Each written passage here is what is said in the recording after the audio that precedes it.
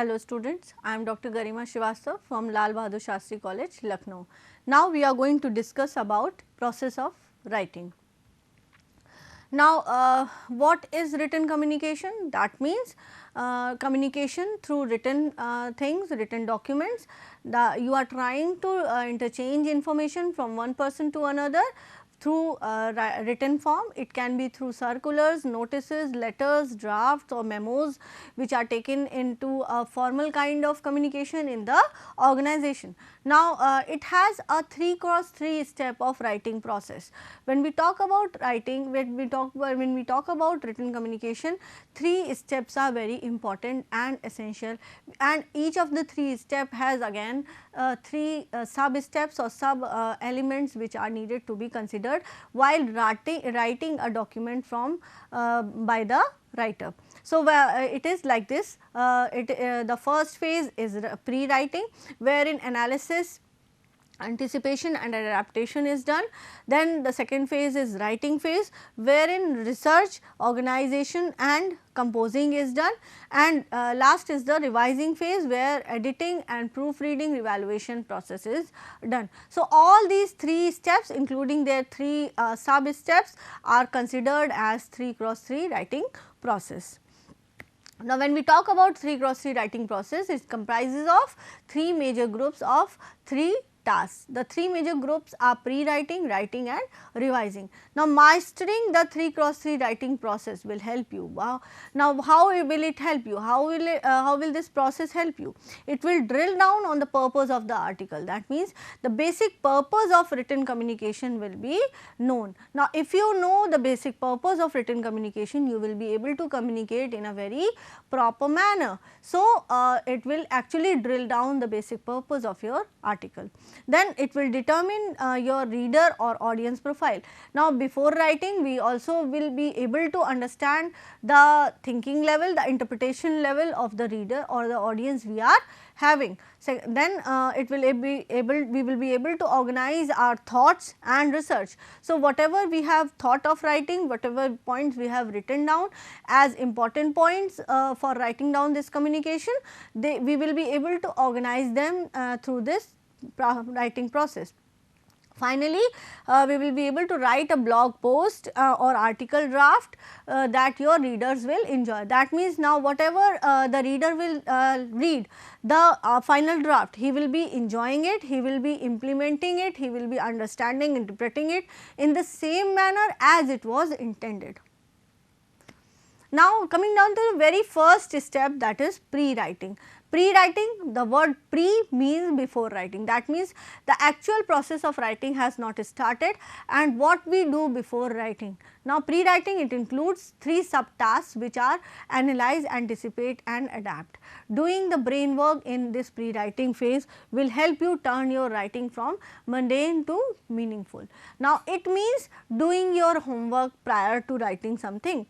Now, doing your homework means you need to know what the topic is, you need to know what are the various aspects you will be covering about this particular topic, how you are going to place these topics in a proper sequence, then how you are going to make it more attractive, make it more meaningful to the people or the reader who is going to read it. So, all this will be included in the process and through analysis, anticipation and adaptation. So, the very first step of pre-writing, that is analyze. Now, analyze means what is your big way to or purpose for the article that you are planning to write. Now, that means why you are going to write this article, why or what is the actual purpose. Now, purpose is very important. That means, whether you are going to give an order or you are going to give a kind of instruction, or suppose you are going to give certain kind of incentive to the employee. So, all this will serve as a purpose and also will change the pattern of writing accordingly. Starting with why is an excellent to gain perspective and direction for your article. Now, of course, why I am writing, this is the very first step. So, it will help me to find out why I am going to write the article, and it will give the very first step of the ladder towards writing my article. Now, you need to decide on the best article format for your post. What is the best way to communicate your message? Here is a list of article types that you can consider at this step. So, you can prepare a listicle, or you can prepare a how to do list or tutorial. You can also go through various reviews and get the results of those reviews. Then versus review, that means you can compare your original review with other reviews that are already available in the market or in the on any other websites, like service or product comparison.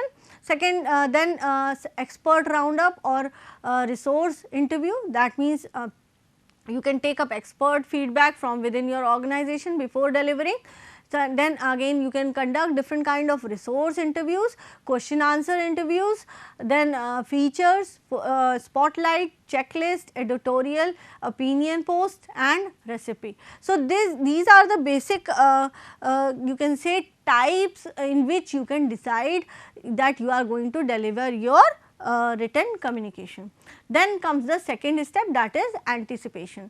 Anticipation is the next step of is the next step of your pre-writing. That means you need to anticipate your audience and their specific profile. That means you should be aware, you should be knowing your audience. That means what is the level of knowledge of your audience, and till what extent you need to explain them on the particular topic. So, this anticipation is also very important. Of course, we can relate it. Now, if I am going to suppose teach a person who is in class 8th and I am going to teach a person who is in say graduation first year. So, my the topic can be same, suppose communication, but the way of teaching to a person who is in class 8th and the way of teaching to a person who is in graduation first year will differ. Now, what this difference is? This difference comes from anticipation, because I know my audience, I know the personal profile of that audience, and how far that person will be able to understand whatever I am writing will be up to me and my knowledge of that particular audience. Knowing who you are writing to give you direction for your writing task, you can do a deep reader profile exercise with the specific information, such as you can go through the various information of your reader, like their age, occupation and gender, or you can keep it simple. So, if you cannot go through the different profiles of your audience, suppose you have mixed audience over there, you have to now you need to keep everything very simple. So, suppose you need to cover a topic that is a simple topic, as well as it covers somewhat sophisticated kind of aspects. So, over there it will be the art of your writing, it will be the approach of your writing, that how you are going to start your topic, then gradually moving towards detailed part of your topic and then concluding that part of your topic. So, it may be covered in a very simple manner, and it will be understandable by the people who are reading it, whether they are from the mixed kind of audience or they are from a specific audience. Now, third step of pre-writing is adaptation.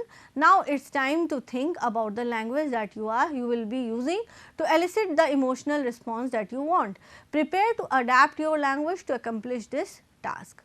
Now, of course, you will be adapting your information, you will be adapting your thought process and penning it down for the people who will be reading it. So, now keeping in mind everything, now keeping in mind all the jotted points, all the filtered points, and then adapting your knowledge, adapting your language skills according to the audience, you are going to pen down those particular filtered points that you have jotted down. Prepare to adapt your language to accomplish this goal.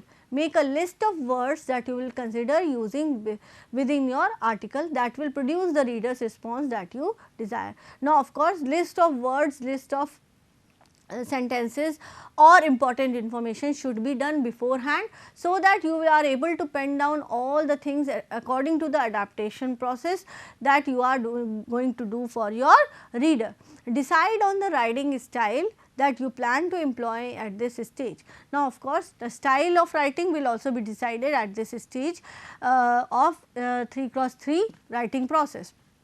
Determine whether your blog copy will be professional, conversational, whimsical, academic, or some other useful way, some other useful combination. Now, of course, this is a important part. Now, all the three parts were very important because three different aspects were taken. We were trying to know who is our audience, we were trying to know what is my own knowledge of that particular topic, and now I am going to elaborate the topic according to my knowledge in a way that my audience are able to understand it, yet they keep reading it, they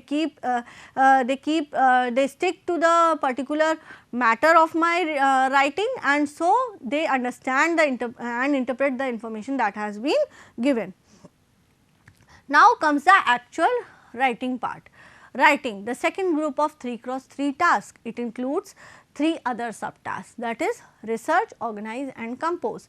Now, research, when we talk about research, it is a word that is derived from re plus search. That means you are searching something, you are again searching something, researching something which has been searched. Now, that means a topic which whatever you are going to write about has already been written many times by other people also, and maybe the same topic is written by you also. Then in that case you are again writing it, that means you are again researching it. So, now here you have to gather more and more information about your article. The 3x3 writing process should come after you have conducted thorough keyword research for your article. Keyword research is the process of finding long tail keywords, keyword phrase of 3 words or longer for which you will base your blog article. Now comes the second part, that is organize. Outlining your article before writing them is the secret of efficient and productive writing. That means now you have already done your homework, you have adapted, you have synchronized, you have checked your audience, you have seen your audience, checked their knowledge level, everything you have done. Then again you have researched about your topic, you have found different information about your topic. Now you need to organize those information, that means you need to sequence the information that you have found out. Now sequence is very important, so that transformational kind of information goes on.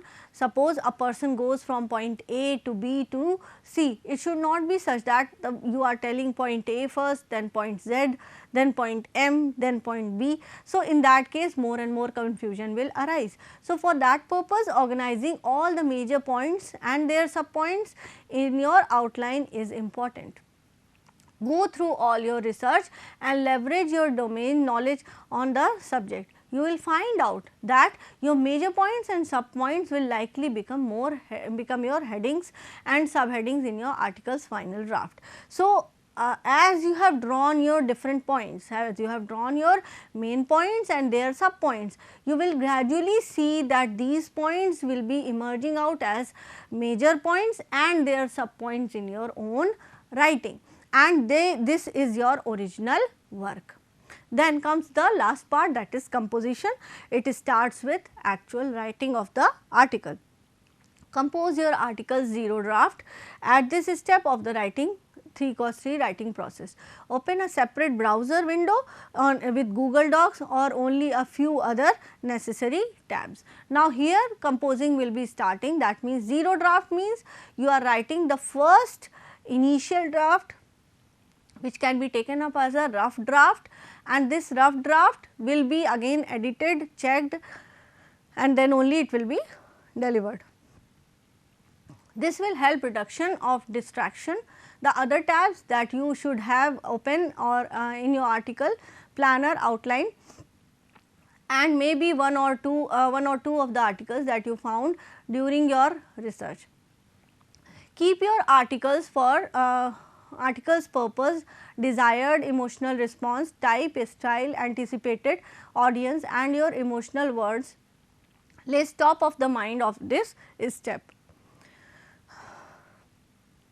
Now comes the third point, that is revise. Revise includes 3 subtasks which are revise, proofread and evaluation.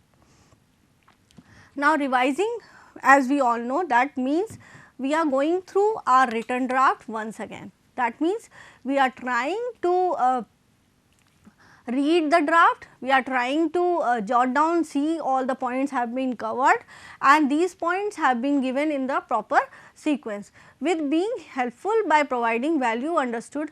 Readability is main goal for any kind of writing. Nothing else matters if your audience can't understand and what they are reading. So, it is important when the audience, it is important to see that the audience are able to understand that whatever you have written. Now, when you are able to understand, the audience will also be able to understand. So, for that purpose only we will revise again and again. Revise your article for conciseness and readability during this crucial period. So, conciseness and readability is important. So, we will be keeping on revising an article once zero draft has been prepared. Revision process should remedy the following issues in your article. Run on sentences, wordy phrase, superfluous modifiers, long lead ins for sentences, they are usually with that or because. Paragraphs are too long, longer than 6 to 7 sentences, adverb overuse, compound preposition, redundancies, filler words and fluffs. So, all these points should be carefully checked while we are revising our draft. Then comes concise language is easier than a fluff. So, we need to write more concisely, more specifically, rather than going in for very much flowery language or fluffy language or elaborating our language, elaborating our text for no use. Also, readers are more likely to share articles that can be understood. Use parallelism for more concise writing. Parallelism is two or more phrases or clauses in a sentence that have the same grammatical construction. It makes a sentence balanced. Second comes your proofreading. Make a good impression on your reader with error free copy. That means, try that there are no errors in your composition, whether they are grammatical errors or whether there are spelling errors or any kind of information error, try that it is a error free copy. So, if it is an error free copy, it will give a good impression on your reader also. Proofread your article and clean up spelling and grammar issues at this step. Also, correct errors in the names, numbers, subject and verb agreement. Do not fully depend on your word processors, spelling and grammar check functions. Software tools are useful, but they can't replace a keen human proofreading. So, we can use various software also for checking various corrections, such as your spelling mistakes or grammar mistakes, but of course, this cannot be replaced, these softwares cannot replace your human proofreading. So, human proofreading is very important. Then comes the last step, that is evaluation. Go back through the 3x3 writing process to see if you completed the task at every step. Consider the following questions after you have completed the first 8 steps of writing process. Did you write your article with clear purpose? Did you write for the right audience? Use language that will connect with them. Did your research effort produce the right information for your article? And did you disclose the source for any statistics that you provided? Will your article inspire, motivate or educate the reader and drive them to take actions? Did you choose the best article format for communicating the information? Coming down to the next point, that is coherence. When we talk about written communication, coherence is an important aspect. Coherence means being together, sticking to the topic, that means you are not deviating away from the topic, it is very important. So, sometimes when writers start writing, they lose the main topic and they deviate away from the main topic, main aspect for which they were writing. Coherence refers to a certain characteristics or aspects of writing. It means stick together. Coherence in writing means that all ideas in a paragraph flow smoothly from one sentence to the next sentence. With coherence, reader has an easy time understanding the ideas that you wish to express. Connectors are the words that we use to add coherence to our writing. Now, communication through electronic media. Now, when we talk about communication, we have oral communication, we have written communication. Similarly, we have electronic media communication also. So, in this pandemic era, after the pandemic, more and more electronic media has been used for communication. For example, we are going through different meetings on Google Meet, Zoom meeting, and we are communicating through mails, their attachments and other aspects. Different PDF files, different scanned files are used for serving the purpose. So, when we talk about communication, only written communication or oral communication cannot be heard. We need to keep in mind the electronic media also, that means communication through internet or through other means or media. Now, media states various means of communication like communication devices which are used to interact and communicate among people. Electronic media is a media that uses electromechanical device to accept the content. This is similar to social media, which is nowadays most often created electronically. Most new media are in the form of digital media. Electronic media makes communication easy to connect to people from one end to another by getting them together through media facilities. Now, electronic communication, when we talk about electronic communication, we have three aspects, that is, on one hand we have a web browser, a person, a service provider who will be giving these services through which this communication will be transferred from one node to another, and at the other end there will be a sender who will be actually the information vendor or who will be actually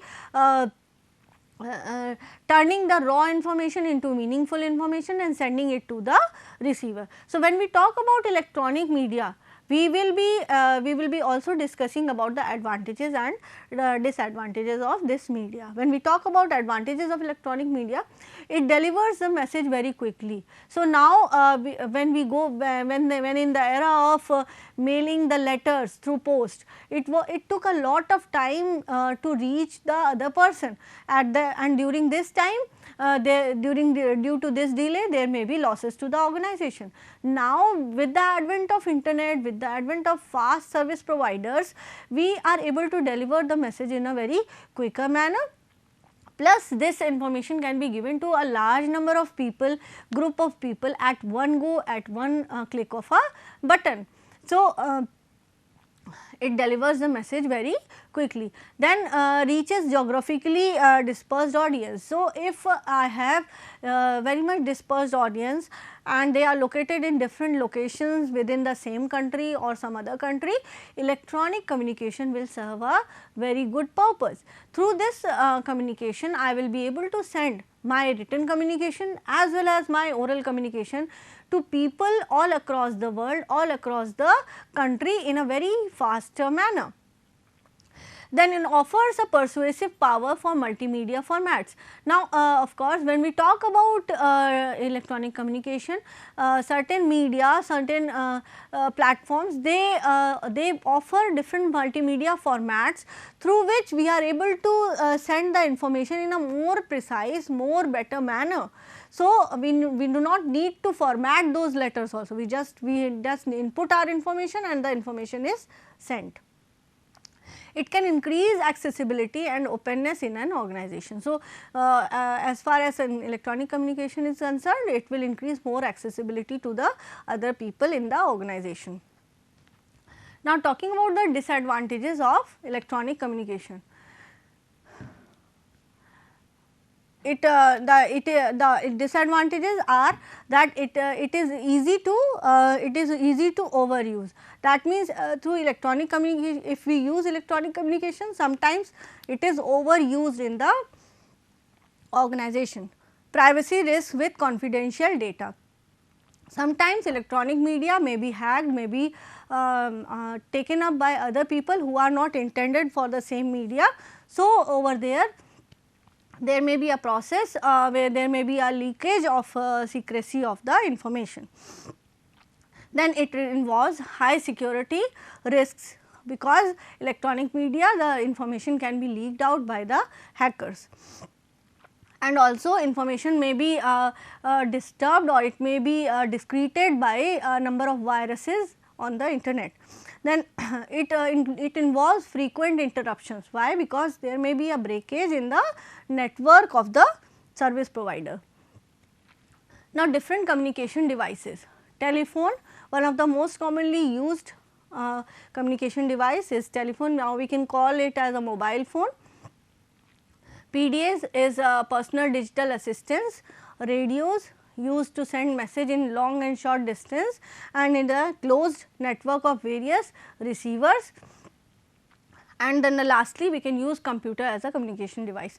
So, we can have following types of e-communications within the organization, that is blogs, telephone, fax, email, teleconferencing, then instant messaging, social networking, Skype, text messaging, video conferencing, and other forms. Now, we can use these electronic media to serve the purpose to disperse the information from one end to the another in a very faster manner, in a very sophisticated manner, by using all these methods. So, in nowadays organization needs to be very much upgraded, they need to be upgraded with the techniques which are used in day to day life. So, now if we consider this pandemic era where coronavirus is there, more and more contactless meetings are there, conferences are there.